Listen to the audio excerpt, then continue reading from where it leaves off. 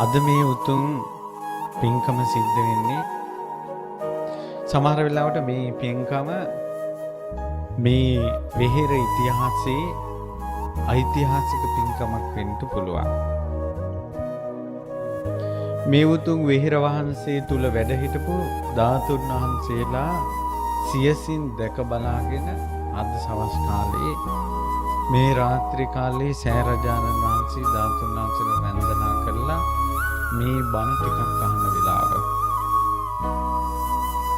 මේ උතුම් ධාතුන් වහන්සේලා දකින්නකොට මට හිතුනේ එදා නන්දිමිත්‍ර යෝධයා නන්දිමිත්‍ර සෙම්පතිතුමා තමන්ගේ සිරසේ තියාගෙන පංචතූර්ය නාදයෙන්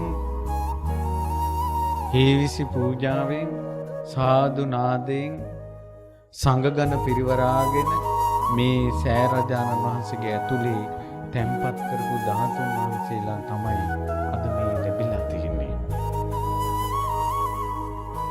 මේ උතුම් සෑරජානන් වහන්සේ වටේ පැදකුණු කර කර මහා හරසරින් දෙවි මිනිසුන්ගේ ප්‍රීති ගෝසා මැද සාදුකාර මැද මේ ධාතුන් වහන්සේලා සෑයේ තැන්පත් කළේ. මට ඒක මතක් වුණා මේ ධාතුන් වහන්සේලා අද දකින්නකොට. ඉතින් මේ වෙහෙර වහන්සේ පස්සේ කාලේ දැන් අවුරුදු 2100කටත් වැඩි ගරා වැටිලා මේ අවුරුදු 50කට 100කට කලින් හදපු අපේ ගෙවල් කඩාගෙන වැටෙන එකේ මීට අවුරුදු 50කට 100කට කලින් අපේ ගම තිබ්බ විදිහ හිතන්න තමන්ගේ දැන් තියෙන විදිහ බලන්න කොච්චර වෙනස් වුණාද මේ අවුරුදු 50ට 100ට අවුරුදු 2100ක් කියනකොට මේවා කොච්චර වෙනස් වෙලාද. මහරහතන් වහන්සේලාගේ සිරිපා පහසින් පාරිශුද්ධත්වයට පත් වුණ බිම් මේවා. ඒ උතුම් පුණ්‍ය භූමියේ නන්දිමිත්‍ර යෝධයාණන් විසින් කරපු මහා සෑය තමයි මේ නවවංගු රජමහා විහාරයේ සෑරජානන් වහන්සේ. ඒ සෑරජානන් වහන්සේ කොහොමද ඉදිවුනේ කියලා දෙනවද? මේක ලැබෙන දුර්ලභ අවස්ථාවක්. සාමාන්‍යයෙන් අහන්න ලැබෙන්නේ. පින්වත්නි මේ වෙහෙර හදන්න සෑයකට ගඩොලක්වත් දෙන්න බෑ හේතු සම්පත් නැතුව. චෛත්‍යයකට ගඩොලක් දෙන්න බෑ හේතු සම්පත් නැතුව. හේතු සම්පත් කියන්නේ ඒ පින ඔහුගෙන් සිදුවෙන්න සසරි තවත් පිනක් දෙන්න ඕන. දුටුගැමුණු මහරජුරුවෝ මේ රට එක්සයිසත් කළා මහා සෑයක් හැදුවා තුන් ලෝකෙම අසදෘශ මහා සෑය. ස්වර්ණමාලී මහා සෑරජානන් වහන්සේ. ඒ සෑය හදන්න හේතු සම්පත්තිය තිබ්බේ දුටුගැමුණු රජුරුවන්ටමයි. ඒ නිසා තමයි මිහිඳු මහරහතන් වහන්සේ අනාගතයේ මහා සෑයක් මෙතන හැදෙනවා තුන් ලෝකෙම මහා සෑය කියලා. දේවානම්පියතිස්ස රජුරවන්ට කියද්දි දේවානම්පියතිස්ස රජුරු කිව්වා මම හදන්නම් මේ සෑය. ඊට පස්සේ මිහිඳු මහරහතන් වහන්සේ කිව්වා නෑ. ඒකට උරුමකාරය එනවා. ඔබගේ මුණුබුරෙක් ගාමිණී අබය කියලා.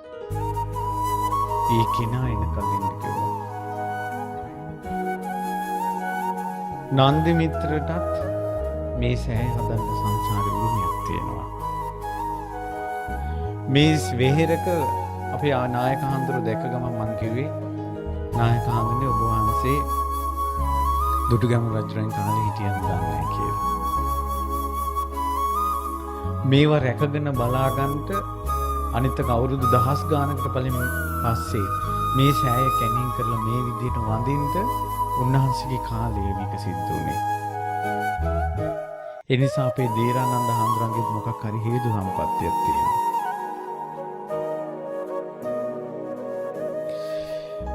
මේ වගේ නන්දි මිත්‍ර යෝධයාණන් විසින් කරපු ස්තූපයක් තියෙනවා කියලා පින්වත් දරුවෝ ටිකක් මාව මීට අවුරුද්දකට දෙකකට කලින් මේ පින්බිමට මම දවසක් ළමයි එක්ක තනියෙන් ඇවිල්ලා වැන්දා.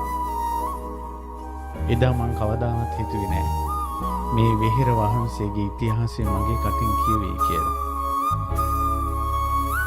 ඒක අද සිද්ධ වෙනවා. ඒකටත් හේතුවක් ඇති. ඒ වගේම මේ පින්කම සංවිධානය කරන්නේ දකුණු කොරියාවේ මේ රැකියාවේ දෙන දරුවෝ ටිකක් එකතු වෙලා. ඒ දරුවෝ අහම්බින් මේ ගමට ඇවිල්ලා මේ විහෙර වහන්සේ වැඳලා ධාතුන් වහන්සේලා වඳිනකොට තමයි හිතිලා තියෙන්නේ. ඒ ධාතුන් වහන්සේලාට උතුම් කරඬුවක් පූජා කරන්න ඕන. ඊට පස්සේ ස්වාමීන් වහන්සේත් වඩම්මලා බණක් කියවන්න ඕන කියලා. කවුරු හරි මෙතන ඉන්නවා පින්වන්ත කෙනෙක්. මේ විහෙර වහන්සේ ගැන හිත පහදවගෙන බුද්ධ ශාසනය ගැන හිත පහදවගෙන බුද්ධ ශාසනයේ පිහිටක් ලබන කෙනෙක් මේ බණ අහන අය අතර ඉන්නවා. ඒ කෙනාට ඇහෙන්න තමයි මේ බණ ටික කියන්නේ. ඒ නිසා ඒ කෙනා ඔබ වෙන්න ඇති. කන් යොමු කරගෙන අහන්න. මේ උතුම් විහෙර වහන්සේගේ පුදුම කතාවක් තියෙනවා. මේ විහෙර වහන්සේ හැදුවේ සුළුපටු මිනිසෙක් නෙවෙයි. නන්දි මිත්‍ර කියන යෝධයා මේ මහා භද්‍ර කල්පේ ආරම්භයේ පහළ වුණ කකුසඳ බුදුරජාණන් වහන්සේගේ කාලේ හිටපු මිනිසෙක් දඹදිව. ඒ කාලේ මිනිසුන්ගේ ආයුෂ අවුරුදු 40000යි.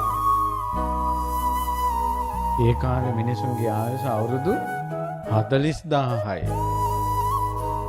අවුරුදු 40000ක ආයුෂ තියෙන කාලේ කකුසඳ බුදුරජාණන් වහන්සේ ධර්මයේ දේශනා කරගෙන ගියා. වැඩම කළා. කෝටි ගාණක් සංසාරයෙන් නිදහස් වුණා. පින්වත්නි අපි ශ්‍රද්ධාවට කියනවා. ඇත්තටම අපේ ශ්‍රද්ධාවට අපි කියනවා මේ සංසාරේ බුදුබණ පදයක් අපිට ඇහෙන්න නැතුව ඇති. අපි ශ්‍රද්ධාවට කියනවා අනේ බුදුරජාණන් වහන්සේ අපි දකින්න නැතුව ඇති. අපි ශ්‍රද්ධාවට හිතේ සංවේගයට කියනවා රහතන් වහන්සේලා දකින්න නැතුව ඇති කියලා. නෑ පින්වත්නි. අපේ සංසාරේ බණ අහලා තියෙනවා. ඇහුවට තේරුනේ නෑ. රහතන් වහන්සේලා දැකලා තියෙනවා. මේ සංසාරේ මොන නොගැහුණ දෙයක් නෑ. ඒ රහතන් වහන්සේලාට සමහරට දානෙත් පූජා කරගෙන නැති. ඒ පිනුත් ගෙවි ගෙවි ගියා. මොහොතක් මේ කාරණාව හිතන්න. කකුසඳ බුදුරජාණන් වහන්සේ මේ කල්පේ කකුසඳ බුදුරජාණන් වහන්සේ පහළ වෙලා අවුරුදු 40000ක් ධර්මයේ දේශනා කළා. කොණාගමන බුදුරජාණන් වහන්සේ දෙවනුව පහළ වෙලා අවුරුදු 30000ක් ධර්මයේ දේශනා කළා. කාශ්‍යප බුදුරජාණන් වහන්සේ ලෝකෙ පහළ වෙලා අවුරුදු 20000ක් ධර්මයේ දේශනා කළා. එතකොට 40000යි 30000යි 20000යි කීයද? 90000ක් අවුරුදු. අපේ බුදුරජාණන් වහන්සේගේ ධර්මයේ දැන් ලෝකෙ පැවතෙන අවුරුදු 2000ක්. අවුරුදු 92000ක් මේ කල්පෙට විතරක් බණ ඇහෙනවා. ඒත් අපි තාම සංසාරෙට වැටිලා. අපි තාම සංසාරෙට වැටිලා. මේ සංසාරය යනවා තවම. අවුරුදු 92000ක් ලෝකෙට බණ ඇහුණා. ඒ අතර තමයි මේ පැයක් බණ ඇහෙන්නේ. බලන්න අවුරුදු 92000ක් මිස් වුණා. මංගහැරිලා ගියා. අඩුම තරමේ එක බණ පදයක් අහලා හරි අහලා හිත පහදව ගන්න මේ පැයේ හරි බලන්න. මේ පැයේ හරි. ඊට පස්සේ කකුසඳ බුදුරජාණන් වහන්සේ කාලේ කකුසඳ බුදුරජාණන් වහන්සේගේ ශ්‍රාවක සංඝ පිරිස වැඩ හිටියා. ඒ උතුම් රහතන් වහන්සේලා වඩිනවා. හේන් ගොවිතැන් කරගෙන ඔය ලැබුණ වෙලාවට සතෙක් කාර්ය මරාගෙන ජීවත් වෙන මිනිස්සු හිටියා.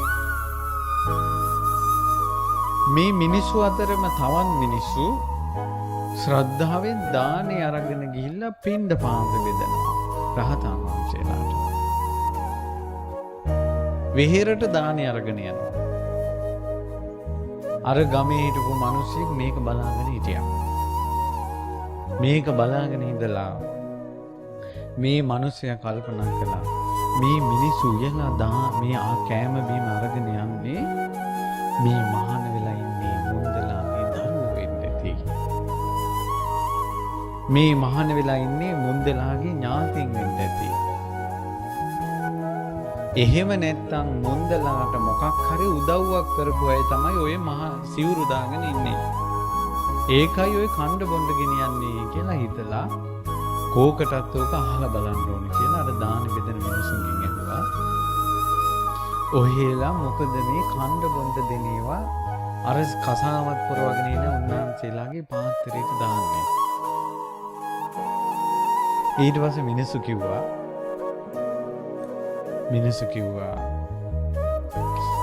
ඒ අපේ ඥාතින් නෙවෙයි. අපේ දරුවොත් නෙවෙයි. ඒ අය සිල්වත්. සිල් රකිනවා. ඒ අය ගුණවත්. කෙලෙස් නසනවා. ඒ උත්තමයෝ මිහි මණ්ඩලේ පහළ වෙච්ච දුර්ලභයි. රහතන් වහන්සේලා කියන්නේ පින්වත්නි පුදුමයි. අපේ බුද්ධ ශාසනයේ එක ස්වාමීන් වහන්සේ නමක් වැඩ හිටියා. බුද්ධ කාලේ හරි මාන්නයි. කිසි කෙනෙකුට වඳින්නේ නැහැ. බුදුරජාණන් වහන්සේට විතරයි වඳින්නේ. ඊට පස්සේ ඉහළ කුලෙන් ආවා කියලා හරි හිතට අරගෙන හිටියා. දානෙට පින්ඩ පාත ගිහිල්ලා දාන ගෙන්න පරක්කු වුණොත් හිතට හරිනේ. මේ මං වගේ කෙනෙක් ආපුලා ඔකයි මේ පරක්කු කරන්නේ. රසට ලැබුණ නැත්නම් හිතට හරිනේ. මාන්නේ නැමෙත කොඩිය ඔසවාගෙන හිටියා. හැබැයි පින් තියෙන අය ඔයාලත් ඇති මහා අහංකාරයෙන් මාන්නකාරයෙන් ආඩම්බරයෙන් මිනිස්සු ඇති මේ අතරත් පින් තියෙනවා. හැබැයි ඒ පින ගල් පතුරක් අස්සෙන් ගලන සීතල දියදහරක් වගේ. ගල් පතුර තියෙන තාකල් උඩට මතුවෙන්නේ. ඒ වගේ ඔය මාන්නකාරකම නැති වෙනකල් ඇතුළේ තියෙන පින එන්නේ. ආඩම්බරේ නැති වෙන තාක්කල් පින එන්නේ. මුන්නාන්සේ හීනෙන් දැක්කා ඇතෙක් පිට පින්ඩ පාත යනවා වටිනා සිවුරක් පොරවාගෙන ඇතෙක් පිට පින්ඩ පාත යනවා. දැන් ගෙන්ගෙට පාත්‍රය අරගෙන පින්ඩ පාත යනවා. ඇතෙක් පිට යනවා. දැන් ඇතයා පිට යනකොට මිනිස්සුන්ට දන් දෙන්න පුළුවන්ද? ඊට පස්සේ ඇතා පිටින් ගිහිල්ලා ඇතාගෙන් බැස්සා. බහිනකොටම ඇහැරුණා. හිතට ගොඩාක් දුක, හිතට ගොඩාක් සංවේගයක් ආවා. මගේ මාන්නේ තමයි හේනෙන් පෙන්නේ. මේ මාන්නේ නම් මට එපා කියලා සසරේ ස්වභාවය විමසුවා. ඒ සැතපිල හිටපු ආසනයේම තව ටික මොහොතකින් උන්වහන්සේ රහත් වුණා. හීනෙන් දකින්න දේන් කිලිස් ප්‍රාණය කළා. රහතන් වහන්සේලා. රහතන් වහන්සේලා වගේ. රාගයේ කලඳක් හිතේ නැහැ. රාගය කියන එක රාගය කියන මනුස්සයාගේ ඇඟේ ඇට මිදුළු දක්වා කිඳා මැහැලා තියෙන දෙයක්. ඇහෙන් රූපයක් දැක්ක ගමන් ගින්න හදෝතේ ඇවිලෙනවා. රාගය. ඇවිස්සෙන හඬක් ඇහිච්ච ගමන් ඇවිස්සෙනවා. ස්පර්ශයක් ලැබුණ ගමන් කෙලෙස් ගින්නේ ඇවිස්සෙනවා. වයසක් නැහැ. දැනුම් තේරුම් තියෙන වයසේ ඉඳලා මරණ මංචකේ දක්වා කෙලෙසි රාගේ. ඒකනේ ඉස්සර බඹසර ප්‍රශංසා කරපු දෙමව්පියෝ දරුවාට කිව්වා බඹසර රකින්න කියලා. ශිල්ප ඉගෙනුවා. ශිල්ප ගන්නලාවට පස්සේ ඇහුවා අම්මා මේ පුතා උඹ ගිහි ජීවිතේ ඉන්නවද බඹසර රකින්නවද? ඊට පස්සේ කොහොමද කසාදයක් කරගන්න. පුතා කියන්න බැරි වුණා මේ උඹ ආසාත මන්ත්‍රය ඉගෙන ගත්තේ නැද්ද ගුරුවරයාගෙන් ඇහුවා. මොකක්ද මේ ආසාත මන්ත්‍රය? ඒක ගුරුවරයාගෙන් ඉගෙන වරින්. ගුරුවරයා ළඟට ආයෙ ඇහුවා. ගුරුවරයාට ගිහිල්ලා කිව්වා අම්මලා තාත්තලා කිව්වා ආසාත මන්ත්‍රය ඉගෙනගෙන ඉන්න කියලා. ගුරුවරයාට තේරුණා මෙයාගේ හිත ස්ත්‍රීන් කෙරෙහි නැඹුරු වෙනවා. ඒක වළක්වන්න තමයි අම්මා මේ වල දෙන්නේ කියලා කිව්වා. එහෙනම් පුත්‍රය ආසාත මන්ත්‍රය උගන්වන්නට මගේ අම්මට වත් කරන්න ඕන කිව්වා. අම්මගේ වයස අවුරුදු 120යි. හැබැයි මං කියන විදිහට කරන්න ඕන. ඒ තමයි අම්මා නාවන්න. ඊට පස්සේ කොණ්ඩේ පීඩන්න ඕන අවුරුදු 120. දැන් මේ කොල්ලගේ වයස අවුරුදු 16යි. දැන් ඊට පස්සේ කොණ්ඩේ පීරන ගමන් කියන්න කිව්වා. අනේ ඔයාගේ කොණ්ඩේ කොච්චර ලස්සනද. තරුණ කාලේ නම් තියෙන්න ඇති මොනර පිළිකාවක් වගේ. අර ආච්චිට ඉතින් මේවා මී පැණි වගේ. ඊට පස්සේ මෝන දිහා බලලා කියන්න කිව්වා. අනේ මෝනේ මෙච්චර ලස්සනක් තියෙනවා. තරුණ කාලේ නම් දිව්‍යාංගනාවක් වගේ ඉන්නේ. එතකොට ආච්චි කියනවා අනේ ඉන්න මෙයා කියනවා ආච්චි. 120යි වයස. ඊට පස්සේ ඔන්න එදා ඉතින් ඔහොම නානලා කියලා ආය ඊළඟ දවසේ ඉන්න ගමන් අත අල්ලගෙන ඇඟිල්ලකුත් දෙක කම දෙක. අනේ ඔයා හරි ලස්සනයි මෙයා කියලා. ඊට පස්සේ ආච්චි මූණ ගස්සලා කියනවා කෝලම්. ආච්චිගේ මූණේ හිනාව පිරීලා 120යි.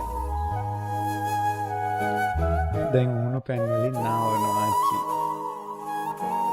නාවනට අර අවුරුදු 16 තරුණ කොල්ලගේ අතේ පහස ආච්චිගේ ක්ලේශ ගින්න ඇවිස්සුවා. ඊට පස්සේ ආච්චි වෙවුල නාතින් අර කොල්ලගේ අත ඇල්ලුවා. ඊට පස්සේ කොල්ල එකපාරම අත අල්ලගෙන කිව්වා කවුරුද දකි. ඊට පස්සේ නෑ කියලා දැන් අවුරුදු 120 ආච්චි අවුරුදු 16 කොල්ලත් එක්ක ලව් පළහිලව්වා.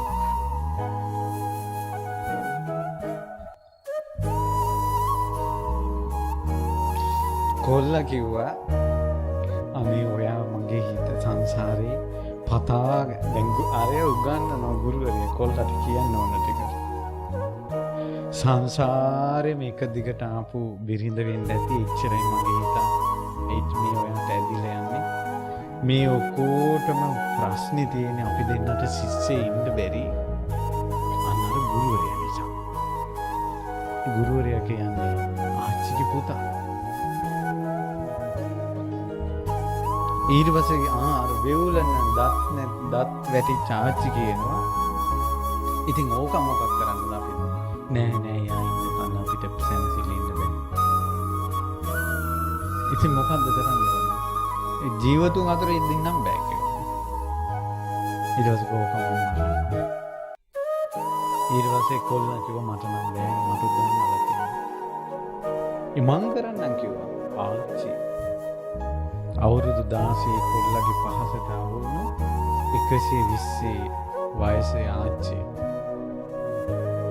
ඊට පස්සේ කිව්වා කොහොමද මරන්නේ? ආය කිව්වා මම එනම් අපේ ගුරුවරයා නිදා ගන්න ඇඳ ගාවට ලණුවක් දාලා තියන්නම් කිව්වා ආච්චිගේ කාමරේ ඉඳලා.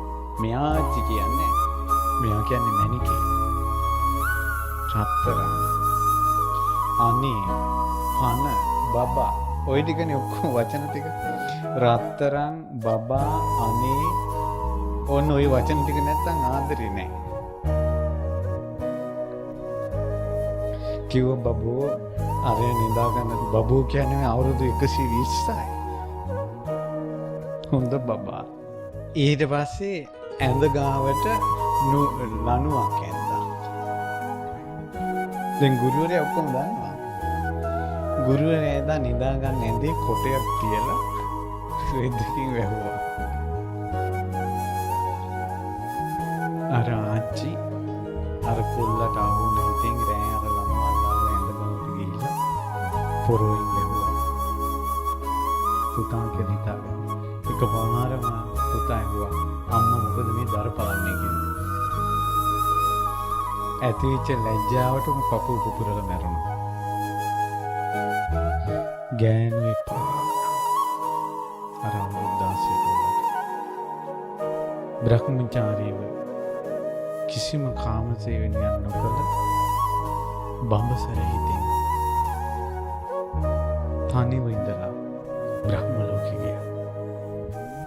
මම මේ කියන්න උත්සාහ කළේ රාගේ ඉච්ඡර වයසේ තියෙන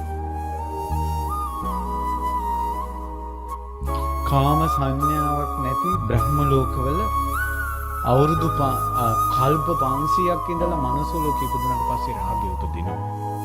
එහෙව් රාගේ රහතන් වහන්සේලා නැත්තටම නැති කළා දැම්මා. රාගේ ඒ සිතේ උපදින්නේ. ද්වේෂය උපදින්නේ. මෝහය උපදින්නේ. රහතන් වහන්සේලා ශ්‍රේෂ්ඨයි. මට නම් ඒ රහතන් වහන්සේලා මෙත් සංගල විවර කළා කොහොම බැලුවාද කියලා මට හිතාගන්න මට නම් තේරෙන්නේ නැහැ. රාගේ නැති, ද්වේෂය නැති, මෝහය නැති කෙනෙක්ගේ බැල්ම කොහොමද කියලා මට තේරෙන්නේ නැහැ. රාගේ නැති, ද්වේෂය නැති, මෝහය නැති උත්තමී මේ මනලේ වදින්නේ කොහොමද කියලා මට පේන්නේ නැහැ. රහතන් වහන්සේලා ශ්‍රේෂ්ඨයි. ඔය ගුණ අර කකුසඳ බුදුරජාණන් වහන්සේ කාලේ මිනිස්සු අර මිනිසයාට කිව්වා. ඒ මිනිසයාටත් ආස හිතුණා. කසාවතක් දරාගත් උත්තමයෙකුට දාන ටිකක් බෙදන්න. ඔහුගේ ගෙදර මුව මස් තිබ්බා. මෙයා මුව මස් 5 ආකාරයකට හැදුවා. අපේ මිනිස්සු ව්‍යංජනයක් හැදුවොත් ආච්චිත් හැදුවේ කිරි දාලා පරිප්පුව නම් මිනිබිරිත් ඕකම තමයි. කිසි වෙනසක් නැහැ. එකම ක්‍රමය. මේ මුව මස 5 ආකාරයකින් හැදුවා. අඟුරු වල පුච්චලා එකක් හැදුවා. ඊළඟට කුළුබඩු දාලා තව විදිහකින් හැදුවා. එකම මස 5 ආකාරයකින් හැදුවා. හදලා එල්ලහලේ බත් එක්ක රහතන් වහන්සේ නමකට පූජා කළා. එච්චරයි කළේ. දිව්‍ය ලෝකෙ ඉපදුනා. උපනෝපන් ජීවිතේ මනුස්ස ලෝකයේ ඇත්තු 10 දෙනෙක්ගේ ශරීර ශක්තිය තියෙනවා. ඒ තමයි නන්දි මිත්‍ර. මං කිව්වේ නන්දි මිත්‍ර යෝධයාට ඇඟට හයිය ආපු හැටි.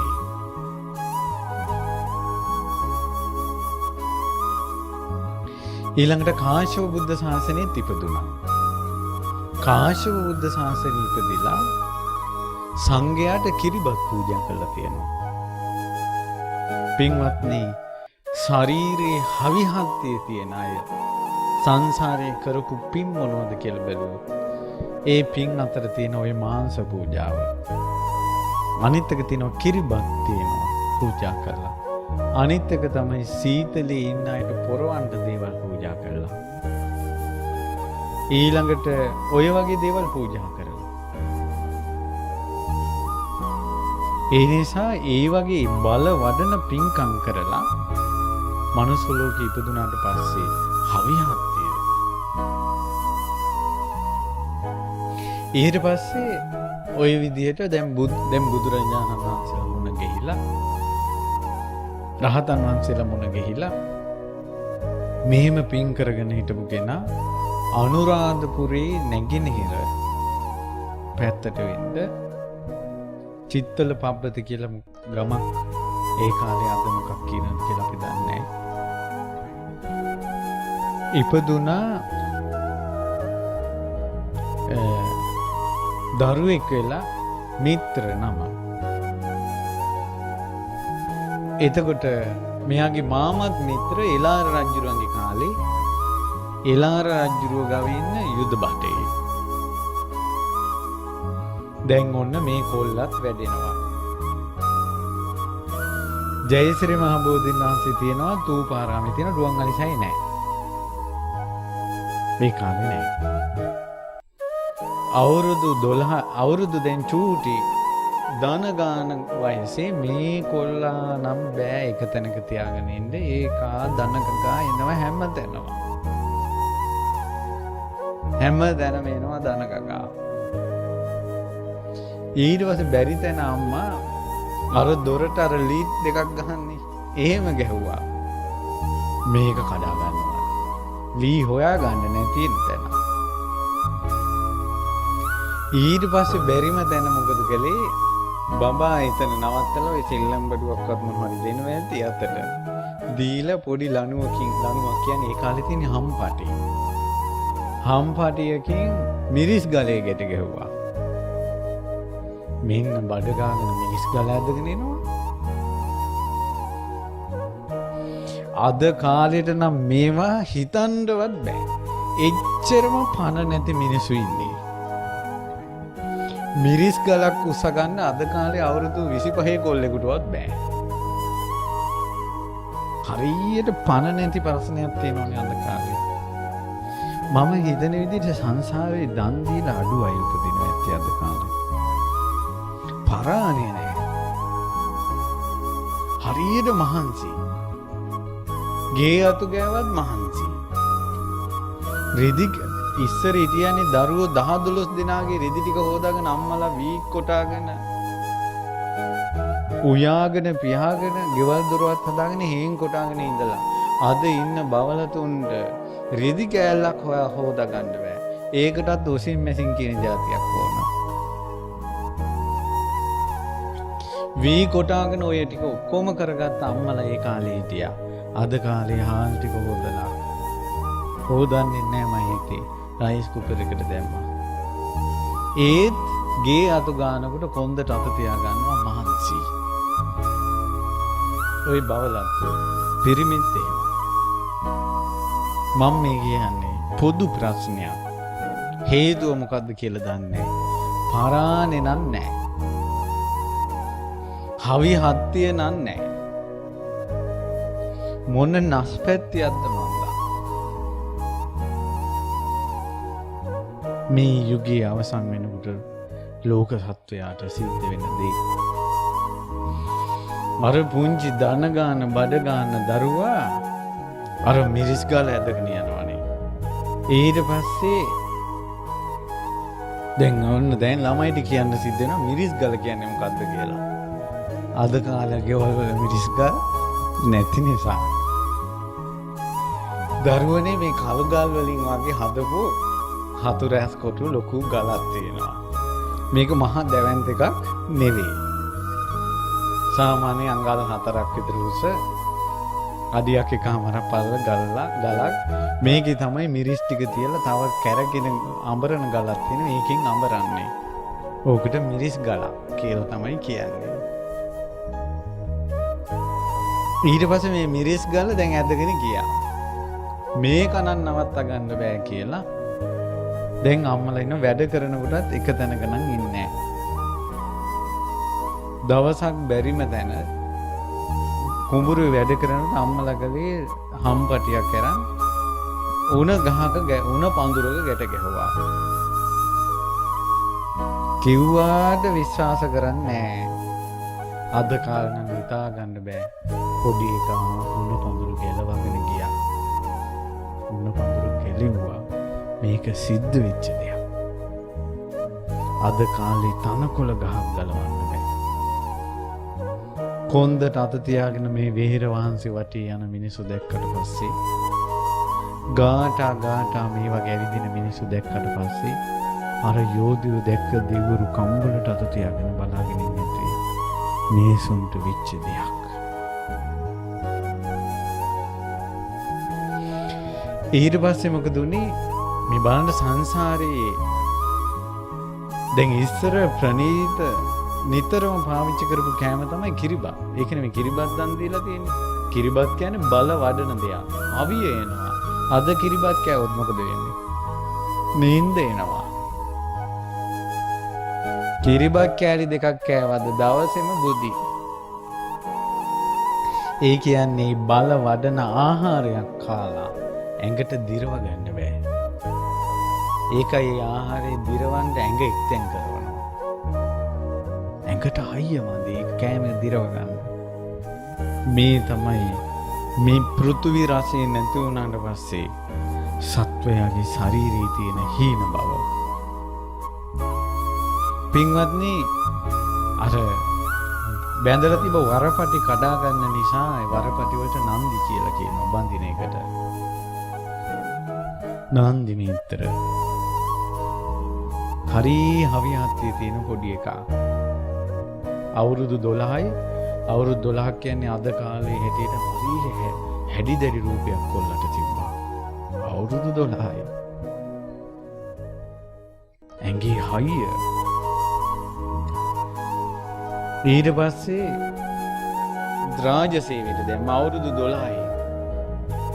රාජසේවයට මාමත් එක ගිහිල්ලා ජයශ්‍රී මහ බෝධීන් වහන්සේගේ පැත්තේ ආරක්ෂක සේවය කරන්නේ. හරි ආසයි බෝධිය වඳින්න. හරි ආසයි තූපාරාමයේ වඳින්න.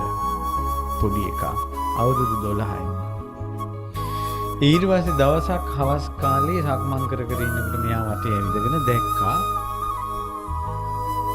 සැඩි දෙමළු ඒ එළනරගේ කට්ටිය තූපාරාමේ ගිහිල්ලා වරචස් කරනවා.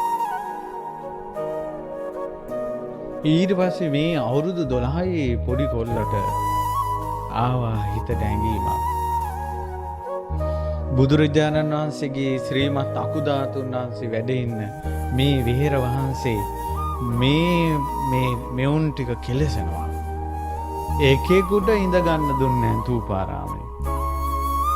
ඊට පස්සේ ජයශ්‍රී මහ බෝධීන් වහන්සේගේ මල්ල යනකොට බෝධිය උඩ නංගිනවම පින්වත්නි දේවානම්පියතිස්ස රජුරන් කාලේ බෝධීන් වහන්සේ රෝපණය කළාට පස්සේ ඉන්දියාවෙන් පිරිස ලංකාවට ඇවිල්ලා පුහුණු කළා. බෝධියේ කුරුල්ලෙකුට වහන්න දුන්නේ නැහැ. කුරුල්ලෙකුට බෝධිය වහන්න දුන්නේ නැහැ. එච්චර බෝධිය රැක්කා. එහෙව් බෝධිය උඩ නැගලා උඩ ඉඳලා චූ කරනවා. මේ එලාරගේ කාලේ වෙච්ච දේවල්. ඕක කියනකොට කියන්න ඕන කාරණාවක් තියෙනවා. මේ ගම්වල නම් නැතුව ඇද්දි සමහර ගම්වල තියෙනවා පන්සලට බලු පැට්ටු ගෙනත් දාන පුරස්නියක්. ගෙවල් වල බැල්ලියක් පැට්ටු දැම්මොත් එහෙම බැල්ලි පැටව 10-15 දෙනෙක් ඒක පූජා කරන්නේ පන්සලට. හොරෙන් ඇවිල්ලා. ඒකට දැන් මේ ඔබ බිම ඉඳගෙන ඉන්නවා. අපිත් ඇවිල්ලා මේ වෙහෙර වහන්සේට දැන් බිම වැන්දේ. මේ වෙහෙර වහන්සේගේ බිම ඉඳ ගන්න බැරි විදියට අර බලු පැටව ජරා කරනවා. දානයක් පූජා කළොත් සත්ත්ව සිව්පාව කනවා. වෙහෙර වහන්සේ කෙලිටි කරන පාපය ඒ තිරිසනාට රැස් වෙනවා. බුදුරජාණන් වහන්සේ කෙරෙහි සිත පහදවගෙන බණ අහපු ගෙම්බෙක් දෙව්ලොව ඉපදුනා. මහ බෝධිසත්වයෝ කරේ තියාගෙන හිටිය කාන්තක දෙව්ලොව ඉපදුනා. මේ වදයක් ගෙනල්ලා ළඟ තියපු වඳුරෙක් දෙව්ලොව ඉපදුනා නම් තිරිසනාටද කර්මය රැස්වන්නේය. ඒ නිසා මේ වෙහෙර වහන්සේලා කිලිටි කරන මේ තිරිසන් සත්තු නම් පහළටමයි යන්නේ. උන් සමහර වෙලාවට අපායෙම යන්න පුළුවන්. ඒතර බලු පැට්ටු 5 දෙනෙක් පන්සලට ගෙනත් දැම්ම කියන්නේ 5 දෙනෙක් අපායට දැමීමේ පාපේ රැස් වෙනවා. සමහරට මේක කරන්නේ 4 පොයට සිල් ගන්න කෙනෙක් වෙන්න පුළුවන්. නමුත් පාපේමයි. මේ සුද්ධ භූමි කෙලෙසීමේ පාපය මේ සත්වයා නීච කළා. සතර පායට අරගෙන යනවා. පන්සල් වලට බලු පැටව ගෙනත් දාපේ වුණා සෑහෙන පෞරස් කරගෙන තියෙනවා. සමාව ඇරන් සංඝයාගෙන් විහෙර වහන්සේගෙන් බෝධීන් වහන්සේගෙන් බෝමලු සෑමලු සුද්ධ කර කර ආයේ ජීවිතය අලුතින් පටන් ගන්න වෙයි. සමාව ඇරන්. එතකොට නම් අර කර්මයට යනවා. එතකොට සතර පොයටම සිල් ගන්න උපාසකම්ම වුණත් වෙහෙර වහන්සේගේ බල්ලෙක් ජරා කරන්න යනකොට කොල්ලෙක් ගහන්න හැදුවා කියනවා එපා සත්තුන්ට මේ කරදර කරන්න එපා කියනවා. නමුත් අර සතා වෙහෙර වහන්සේගේ ජරා කළා පෞරස් කරගන්නවා.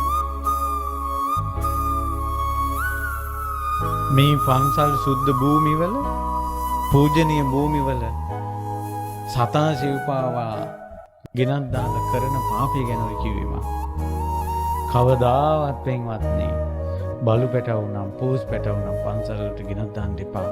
පාපයක්මයි. පාපයක්මයි. මොනවා විපාක විදියට ලැබෙයිද දන්නේ. බුදු කෙනෙක් පහළ වෙලා කර්ම විභාගයෙන් කිව්වොත් මිසක්කා භයානක දේවල්. පුණ්‍ය භූමි කෙලෙසීම. නන්ද මිත්‍ර කල්පනා කළා දැන් අවුරුදු 12යි. මේක හරියන්නේ නැහැ මෙහි ඉඳලා. දකුණේ රුහුරේ ඉන්නවා සිංහල රජවරු. ওই රජවරුන්ට එකතු වෙලා මෙවුන් මේ කරන විනාශය නතර කරන්න ඕන කියලා පාගමනින් ගියා. ගිහිල්ලා කාවන්තිස්ස රජුරුවන්ගේ සේනාවට බැඳුණා. කාවන්තිස්ස රජුරුව කිව්වේ ගිය ගමම කඩුවක් ගාපන් කිව්වා. මොට්ට වෙච්ච කඩුවක් දුන්නා. මෙයා මේ තරුණ කොල්ලා ඒ වෙනකොට අවුරුදු 15000ක් වෙන්න ඇති. කඩුව ගෑවා. ඒ කඩුවෙන් ගලකට ගැහුවොත් එහෙම දොදුල් කැල්ලක් කැපෙනවා වගේ ගලක කැපිලා යනවා. ඉච්චර කඩුව තියුණු කළා. නන්දි මිත්‍ර.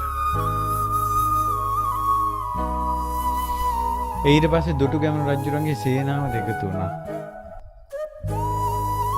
යෝධයෙක් රජුරෝ කිව්වා උඹට හරියන තව යෝධයෝ 10 දෙනෙක් හොයපන් කියලා. තව 10 දෙනෙක් හොයාගත්තා. ඒ 10 දෙනාට නන්දි මිත්‍ර කිව්වා උඹලා එකාට 10 දෙනා ගන්න හොයාගෙන වරලා කියලා. ওই විදිහට යෝධයෝම 11100ක් හිටියා.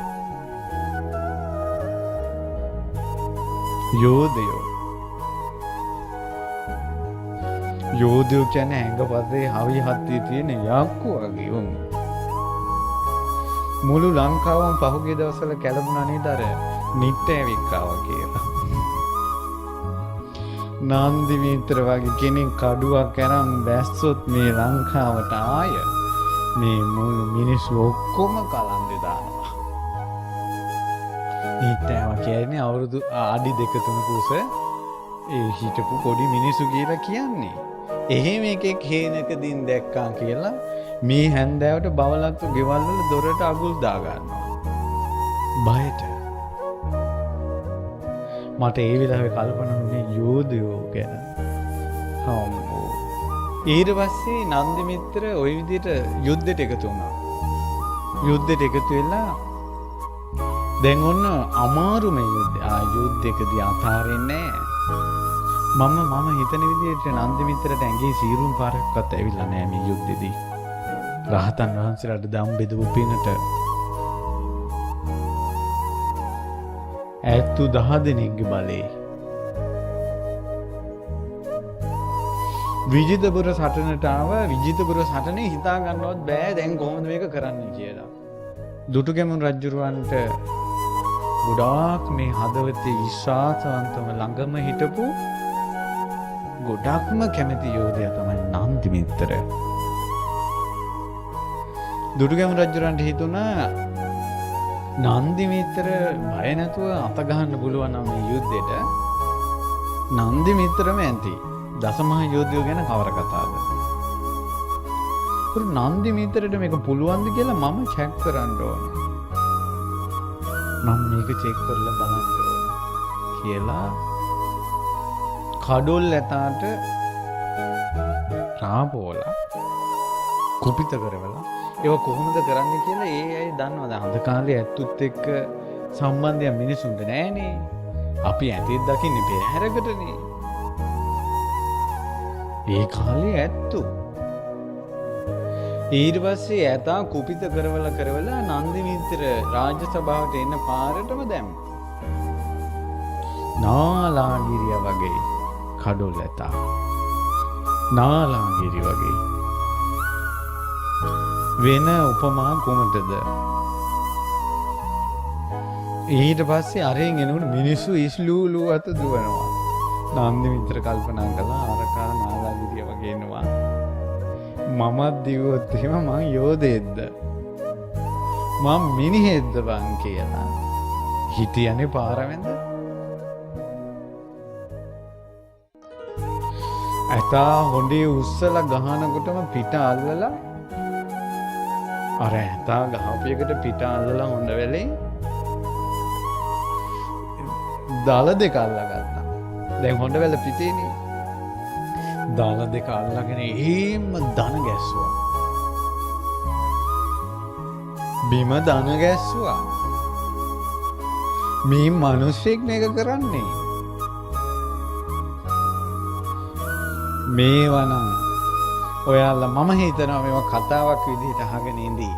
මම හිතන්නේ ඔයාලා හිතනවා විශ්වාස කරයි කියලා. පින්වත්නි සිදු වුණා මේක. ඇත්තටම වුණා. ඔව් ඇත්තු 10කගේ හයියනේ. ඇතා දන ගැස්සුවානේ. අප්පුඩි ගැහුවා දුටු ගැමුගන්ට හිතට ආවා. ආයෙන විජිතපුර ජය ගන්න එක ඒකාන්තයි. මේ බලන්න මිනිස්සු කියලා. දැන් ඇතා දන ගැහුවට පස්සේ එහෙම දන ගැහුවා දැන් ඇතා නැගිට ගන්න බෑ. ඇතා හොඬ වෙලින් එතන තිබ ගල් කැටයක් ගත්තා. හක්කේ ගහගත්තා. මන්තුගෙන් පලි ගන්නවා. නන්දි මිත්‍රගෙන් පලි ගන්නවා. ඒ නන්දි මිත්‍ර හිටපු ගම නෙමෙයි. මේ යාගේ ගම. එතුමාගේ ගම මේක. මේ එතුමා හදපු වෙහෙර. මේ අමුතු ලෝකේ කතාවක් නෙමෙයි කියන්නේ. ඊට පස්සේ එතුමා මොකද්ද කළේ? ඔන්න දැන් කඩොල් ඇතා දැන් වෛර බැඳගත්තා. විජිතපුර සටන ආවා. සටන ඇවිල්ලා දොර කඩන්න දැම්මේ ඇතා. දොර කඩා ගන්න බෑ. උඩින් දැම්ම ලෝදිය වක් කළා. ලෝදිය ඇතාගේ පිටට වැටුණා. ඇතා වේගෙන් කෑ ගහගෙන ගිහිල්ලා මඩ වගුරකට පැන්නා. පිට පිච්චෙනවනේ. ඊට පස්සේ ගෝඨාම්බර කෑ ගහලා පිරිමෙක් වගේ නැගිටපිය කියලා පණ එන්න කෑ ගැහුවා. ගෝඨාම්බර. ඊට පස්සේ ඇතා මඩෙන් ගොඩට ආවා. ඇත් වෙද්දු මොහොතින් බෙහෙත් දැම්මා. හම් වලින් ඇඟ වැහුවා. වැහැලා ආයෙ යවුවා. ආයෙ ගිහිල්ලා දොරට ගැහුවා. දොර කියන්නේ මහා විශාල දොරක්. ඒ දොර උඩ ඉඳලා ඇඟට වැටුණොත් එimhe ඇතා චප්ප වෙනවා. එච්චර ලොකු දොරක්. විශාල ගල් තාප්පයක් වගේ දොරක්.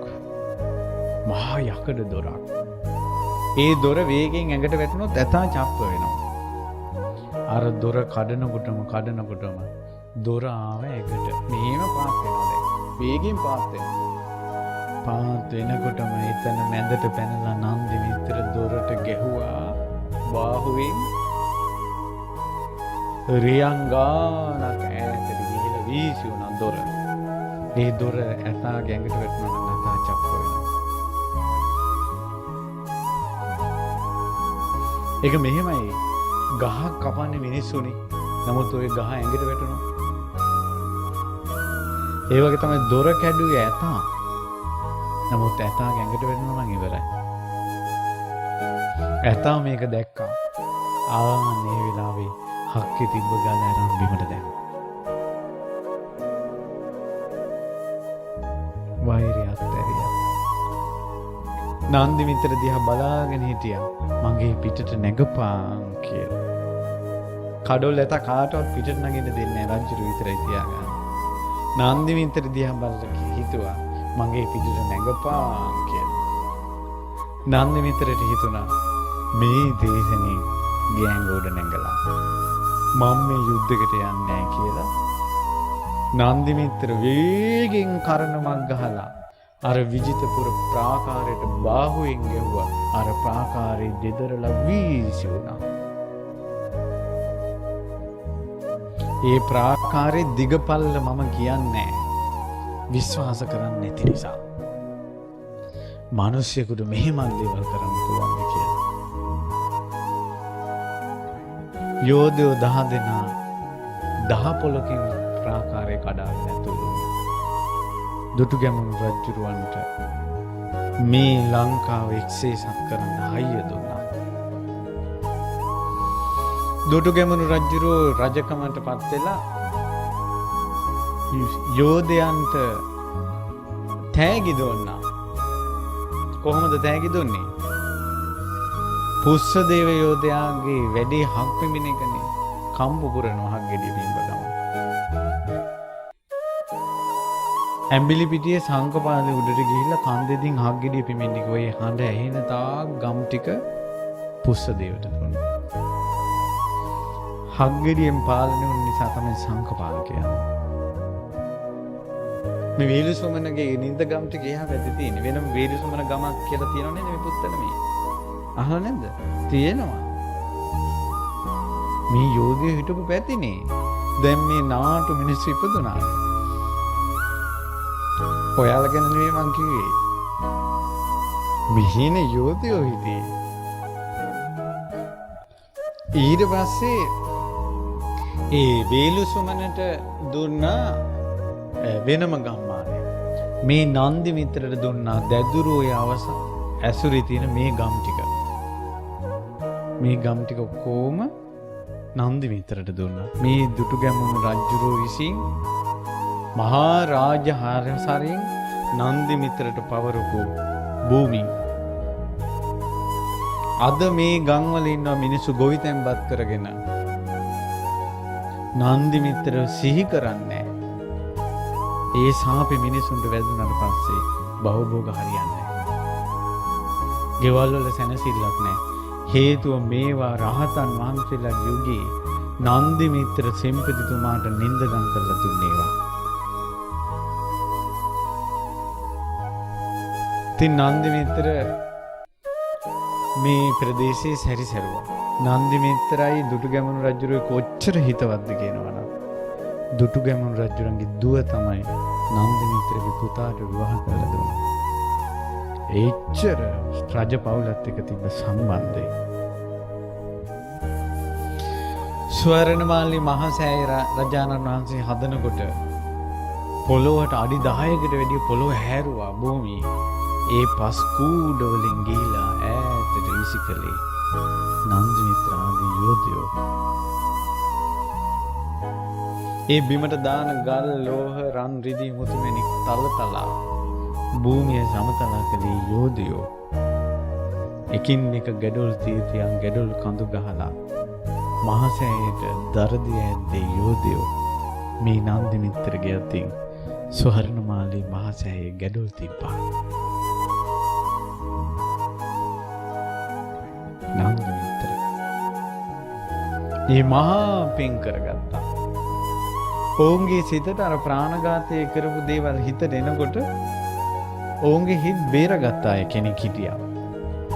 ඒ හිතට පරණේ වයින්නවනේ.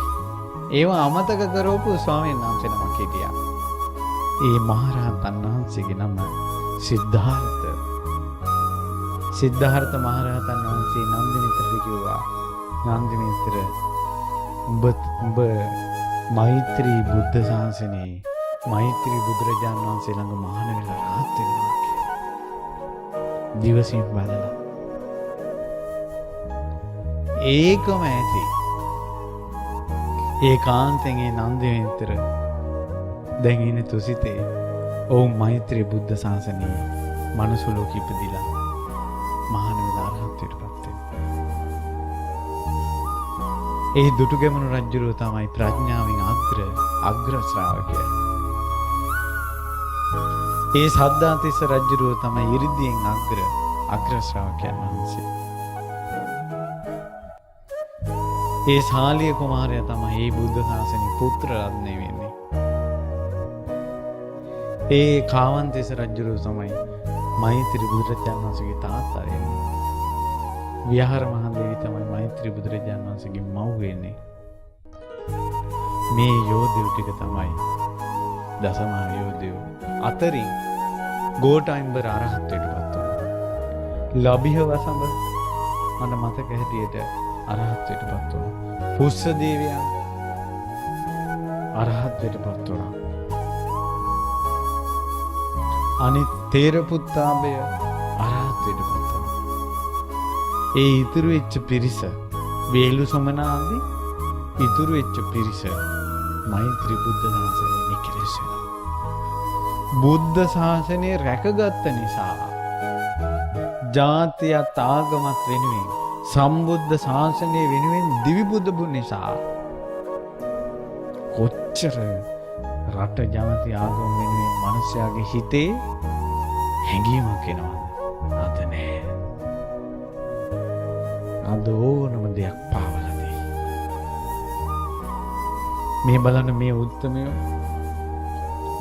විහිරවල් හදද්දී ඇත්තු 10ක් බල තියෙන උත්තමයෝ මේ වගේ විහිරවල් හදද්දී කිසිම පණක් නැති මිනිස්සු ටිකක් එකතු වෙලා මේක හාර ඇතුළේ තියෙන ගන්න බලන මීට අවුරුදු 100කට විතර කලින් මේවා හාරලා පිට රටින් ආපියෝ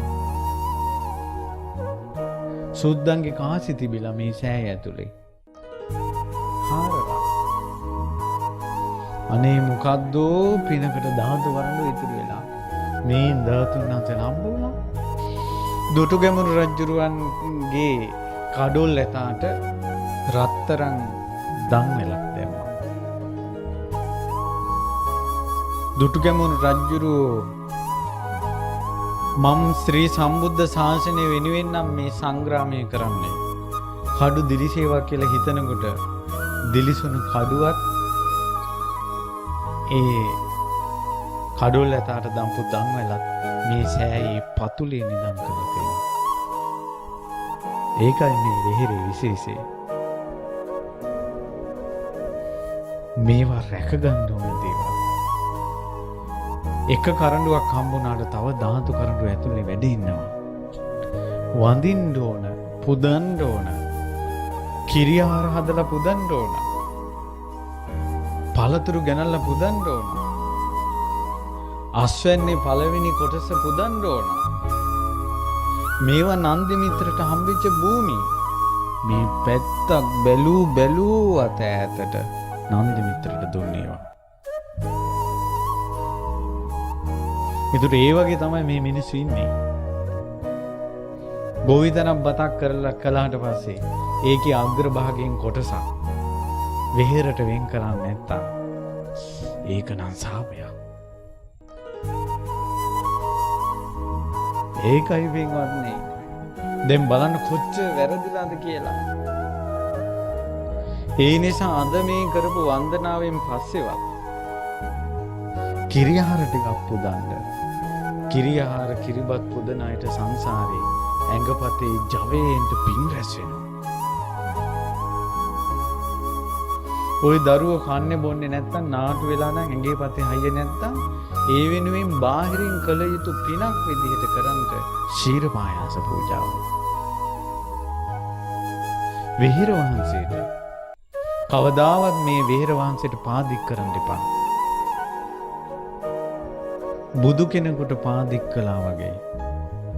මතකද රුවන්වැලි සෑයට පාදික් කරපු ආච්චි කෙනෙක් මැරිලා පෙරේත ලෝකෙ ඉපදුණා. කවදාවත් චෛත්‍යයට පාදික් කරන්න එපා. මේ සෑමලු ඇවිල්ලා අනවශ්‍ය දේවල් කතා කරන්න එපා. මහා පින්වන්තයෝ හදපු විහෙරවල් මේවා. ඒ නිසා පුළුවන් තරම් පින් කරගන්න. දැන් විහෙර වහන්සේගේ කැණින් කටයුතු සිද්ධ වෙනවා. මේ මළුවේ වල් පැලවෙන්න දෙන්න එපා. මේ 2017 කැණින් කරලා තමයි මේ විහෙර වහන්සේ මේ විදිහට මතු කරගත්තේ. ඒ තාක් වල් බිහි වෙලා වල් බිහුනේ සිංහල මිනිසුන්ගේ ගුණවත්කම්. වල් බිහුනේ වෙහෙර නෙවෙයි, ගරහ වැටුනේ වෙහෙර නෙවෙයි. ගරහ වැටුනේ සිංහලකම. බෞද්ධකම. ඒවා ගරහ වැටිලා තිබ්බේ.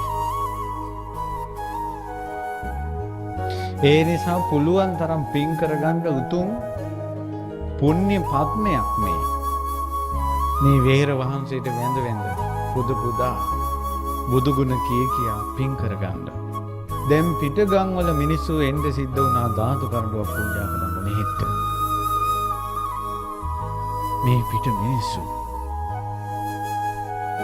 ගම් වල මිනිසුන්ට එකතු වෙලා ඇයි මේව කරගන්න බැරි? ඒ නිසා මේ විදිහට නොදන්නා කම නිසා ගොඩාක් පින් මිනිසුන්ගෙන් වැහැරිලා යනවා. ඒ නිසා පින්වත්නි පුළුවන් තරම් කුසල් කරන්න. පුළුවන් තරම් පින් කරගන්න. මේ වෙහෙර වහන්සේ අමතක කරන්න එපා.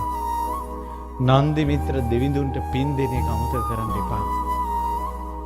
මේ වෙහෙර වහන්සේට ගඩොලක් හරි පූජා කරපු අය දැන් දිව්‍ය ලෝකේ චෛත්‍යයකට ගඩොලක් පූජා කරපු කෙනෙක් අපායක ගියා කියලා නම්, පෙරේත ලෝකෙක ගියා කියලා නම් කිසිම පොතකින් අහලා දැකලා නැහැ පින්වත්නි අපි. නමුත් මෙසේ අසා තිබෙනවා වෙහෙර වහන්සේලා හදන ප්‍රතිසංස්කරණය කරන සුද්ධ පවිත්‍ර කරන වෙහෙර වහන්සේලාට වඳින අය සුගතිය යනවා කියලා අහලා තියෙනවා. සුගතිය ගිය අයගේ කතා අහලා තියෙනවා. වෙහෙර වහන්සේගේ මළුවේ වල් පැල ඉවත් කරපු අය සුගතිය ගිහිල්ලා තියෙනවා අහලා තියෙනවා. චෛත්‍යයක් හදපු කෙනෙක් නම් සුගතියේමයි. ඒ නිසා පුළුවන් තරම් කුසල් කරගන්න. ඒක තමයි මේ ගම්වල පින්වුතුන්ට මූලික වශයෙන් කියන්න තියෙන්නේ. ඒ පින් වලින් තමන් පෝෂණය වෙනකොට සංසාරේ කරපු පිනුත් එනකොට ඔවුන්ට ධර්මයේ ඇහුනොත්, හරියට ධර්මයේ ඇහුනොත් ඔවුන් කෙලෙස් දුරු කරගන්නවා. සිල්පද 5 ආරක්ෂා කරගෙන තුනුරුවන් සරණෙන් රැකුණොත් එහෙම ඒ අයගේ ජීවිතය සුවපත් වෙනවා. ඒ නිසා අවුරුදු ගණනාවකට පස්සේ ශ්‍රී නන්දි මිත්‍ර නවවංගු රජමහා විහාරේ නන්දි මිත්‍ර සෙම්පතිතුමා විසින් කරන ලද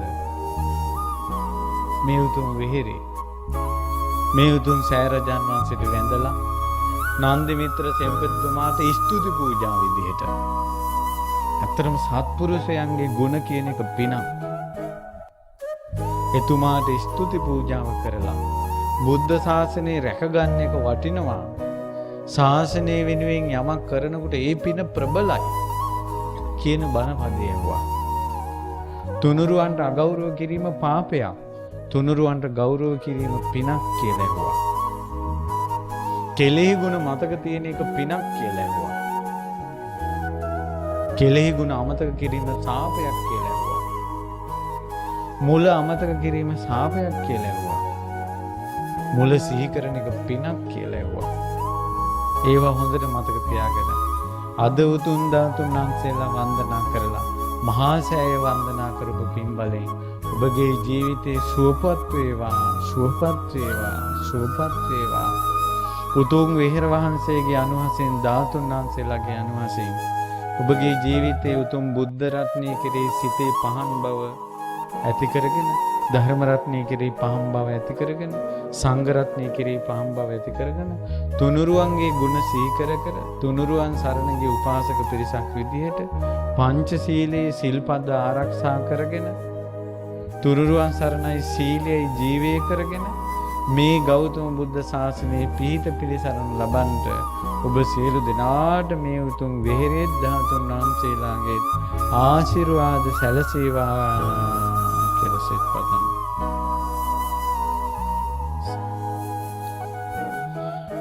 ඉතින් ඒ නිසා ඒ කාරණාව තමයි අද මේ වන්දනාවත් එක්ක පුංචි දහම් අනුශාසනාවක් විදිහට සිද්ධ කළේ. අද අපේ විශේෂ අරමුණ මේ උතුම් ධාතුන් වහන්සේලාට වන්දනා කිරීමත්, විහෙර වහන්සේ වන්දනා කිරීමත්. අපි මුලින්ම විහෙර වහන්සේත් වන්දනා කළා, ධාතුන් වහන්සේලාත් වන්දනා කරලා මේ උතුම් විහෙර හදපු නන්දි මිත්‍ර සෙන්පතිතුමාගේ ගුණ සිහි කරලා ස්තුති පූජාව කරලා කෙලෙහි ගුණ මුල සිහි කිරීම සිද්ධ කළා. මේ ලෝකයේ හැම ගුණයකටම මුල වෙන්නේ මොන ගුණේද? කෙලෙහි ගුණේ. ඉතින් ඒ නිසා ගොඩක් පින් රැස් කරගත්තා. ඒ සියලුම පින් අනුමෝදන් වෙත්වා. නන්දි මිත්‍ර දිව්‍ය රාජයාට අනුමෝදන් වේවා, අනුමෝදන් වේවා, අනුමෝදන් වේවා. මේ විහෙර වහන්සේගේ කටයුතු ඉක්මනින් ඉෂ්ට සිද්ධ කරගන්නට, විහෙර වහන්සේගේ ප්‍රතිසංස්කරණ කටයුතු අවසන් කරගෙන බොහෝ දෙනාගේ වන්දනමානයට පූජනීය බවට පත් කරන්ට නන්දි මිත්‍ර දිව්‍ය රාජයාගේ උපකාර සැලසේවා. මේ ගම්වල මිනිසුන්ට සෙත් ප්‍රාර්ථනා කරත්වා. ගෞතම බුද්ධ ශාසනය ආරක්ෂා කරන්ට, කල්යාණ මිත්‍රයෝ සත්පුරුෂයෝ ආරක්ෂා කරන්ට නන්දි මිත්‍ර දිව්‍ය රාජයාගේ ආරක්ෂාව සැලසේවා. මේ පින් සතුටින් අනුමෝදන් වෙත්වා. සාදු සාදු. දුටුගැමුණු දිව්‍ය රාජයා, සද්ධාතිස්ස දිව්‍ය රාජයා, ඒ වගේම දසමහ යෝධයන් අතර මේ බුද්ධ ශාසනය බේරගත් පිරිස, මේ විහෙර විහාර කරපු පිරිස දෙවියන් අතර ඉපදලා ඉන්න සියලු දෙනාට, සක් දෙවිඳුන්ට, සතරවරන් දෙවියන්ට, වෛශ්‍රව දිව්‍ය රාජය ඇතුළු යක්ෂ පිරිසට පින් අනුමෝදන් වෙත්වා. නාග පිරිසට පින් අනුමෝදන් වේවා. සෙන්පතිවරුන්ට පින් අනුමෝදන් වේවා. සියලු දෙවියන්, බඹුන්, නාගයන් මේ පින් සතුටින් අනුමෝදන් වෙත්වා. අනුමෝදන් වෙත්වා. අනුමෝදන් වේවා. බුදු සසුන ආරක්ෂා කරගනිත්වා. ශ්‍රාවක පිරිස ආරක්ෂා කරගනිත්වා. දෙවියෝ සතුටින් මේ පින් අනුමෝදන් වෙත්වා.